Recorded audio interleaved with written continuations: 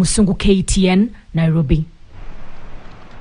President William Ruto's decision to once again lift the ban on logging in public forests has stirred debate across the country, leaving many Kenyans with more questions than answers. Is the president seeking to revive Kenya's timber economy? Or is this a political gamble with the country's forest cover? Herman Kamariki interrogates. In 2023, barely a year after taking office, President William Samoei Ruto lifted the 6-year logging ban that had been imposed by his predecessor Uhuru Muigai Kenyatta. The increase in our forest and tree cover, and indeed, especially the Mau forest ecosystem, which was one of our flagship projects, is recovering and able to provide valued ecosystem services. Miti inaoza huko kwa msitu, watu wanahangaika pande hii, hawana mbao. Unaona ile ujinga iko hii Kenya? So, hiyo maneno yote sasa tumeondoa.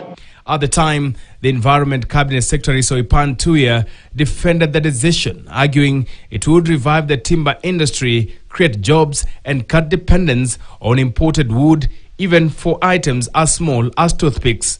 But that announcement triggered public outrage. July 2nd, 2023, Ruto announced the lifting of the ban. Environmental groups warned of a disaster. July 11th, Greenpeace Africa questioned how government plans to curb illegal logging. August 2nd, the Law Society of Kenya filed a petition terming the move unconstitutional and done without public participation. August 2nd, the Environment and Land Court issued a temporary halt. And 12th of October, the same court declared Ruto's move null and void, ruling that no lifting can happen without proper consultation and public participation. Misitu inaharibiwa na watu ambao wamepatiwa leseni kukata miti, na leo nimeamurisha wizara ambayo inahusika na mambo ya mazingira na misitu kukomesha kukata miti katika forest yote ya serikali. Even with the court's intervention, cracks began to show within the forestry sector. In October 2023, 23 forest officers were dismissed of allegations of corruption and baiting forest destruction. The centers will produce 15 billion seedlings between now and the year 2032. Months later, in November 2024, Environment CS Aden Duale suspended several Kenya Forest Service rangers after viral video showed them assaulting a man collecting firewood in Kwale County.